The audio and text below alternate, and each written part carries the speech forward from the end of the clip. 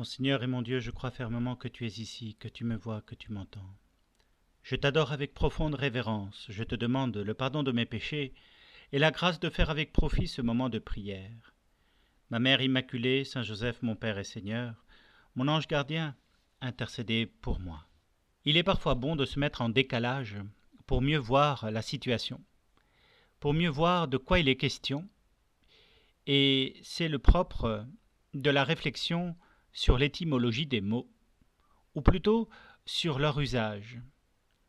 Je pense en particulier à l'Eucharistie. Vous le savez comme moi, c'est une parole que l'on traduit facilement en français par action de grâce.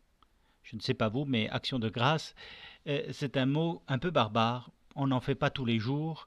Ça ne fait pas partie de notre langage commun. Par contre, ça m'a fait réfléchir à une expression de vieux français qui s'exprime ainsi: faire de bonne grâce. Faire de bonne grâce, voyez, c'est faire s'entraîner les pieds, faire joyeusement, faire avec enthousiasme. Et effectivement, l'Eucharistie pourrait se traduire ainsi. L'Eucharistie, non pas seulement comme action de grâce ou comme remerciement, mais comme action faite avec bonne grâce. Demandons au Seigneur de faire les choses avec bonne grâce. Et prenons exemple de ces 10 lépreux que l'Évangile évoque aujourd'hui comme étant ceux qui ont bénéficié du cadeau de Dieu. Ce jour-là, ils se sont présentés devant Jésus et l'ont supplié de le guérir. Et lui, de bonne grâce, le leur a concédé. Mais il leur a donné une condition propre à tout ce qui était guéri, d'aller en parler au prêtre. Parce que le prêtre, voyez-vous, à l'époque, c'était celui qui réconciliait avec la communauté, qui rétablissait dans ses droits sociaux tout ce qui avait été banni, comme les lépreux, pour éviter de contaminer les autres. Et le prêtre, eh bien, en reconnaissant qu'ils étaient guéris, les rétablissait dans leurs droits. Alors c'est de bonne grâce que Jésus répond et les guérit. Et d'ailleurs, les lépreux obéissent, et ils obéissent de bonne grâce, ils vont aller voir le prêtre.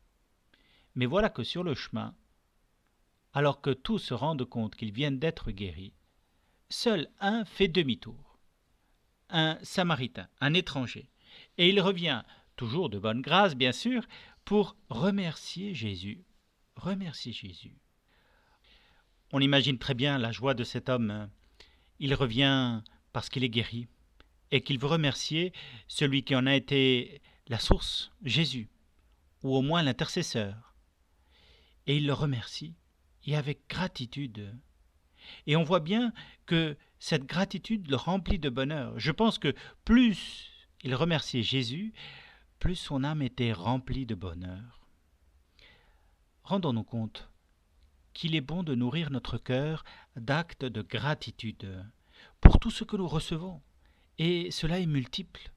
De l'air que nous respirons, des aliments que nous mangeons, des vêtements chauds qui nous abritent du froid, de l'abri contre la pluie, du vent qui passe et qui enlève les nuages, de la protection contre la violence que nous donne le travail des gendarmes, des policiers et tant d'autres personnes, de l'honnêteté des personnes que nous fréquentons, qui nous vendent des produits, à qui nous achetons quoi que ce soit. Il y a plein de choses pour lesquelles nous devrions rendre grâce et remplir notre âme de cet état d'esprit plein de bonheur et de joie que cela suppose d'être capable de gratitude. Et ça peut être sans fin. Toute la journée, nous pourrions passer notre temps à remercier Dieu pour les belles et bonnes choses que nous voyons chaque instant qui passe. En particulier, pour cette réalité fondamentale que nous avons été baptisés, que nous sommes enfants de Dieu.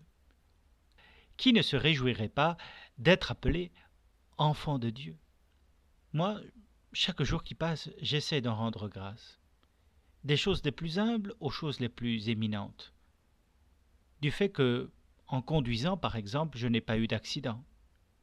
Mais encore plus, de me rendre compte que toutes les personnes qui m'entouraient et qui conduisaient autour de moi, elles aussi ont bien conduit.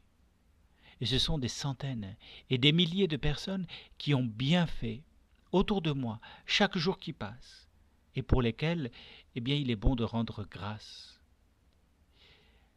La gratitude, quand nous l'avons au fond du cœur, elle a comme une tendance irrépressible à sortir, à s'exprimer, à se dire en louange, en chant, et à le montrer en fin de compte en actes bons, beaux, vrais. Parfois, hélas, je me mets à penser que les cœurs sans enthousiasme, ce sont en fait des cœurs qui ne sont pas capables d'être pleins de reconnaissance, d'exprimer de la gratitude. En fait, un cœur tiède, c'est un cœur ingrat, parce qu'il y a des occasions multiples de remercier Dieu pour notre vie quotidienne. Me vient à l'esprit cette anecdote de la vie de Jean-Paul II, de Saint Jean-Paul II. En 1997, il accueillait à Castel Gandolfo, c'est la résidence d'été du pape. Voyez-vous, à Rome, en été, au mois d'août, il fait une chaleur étouffante.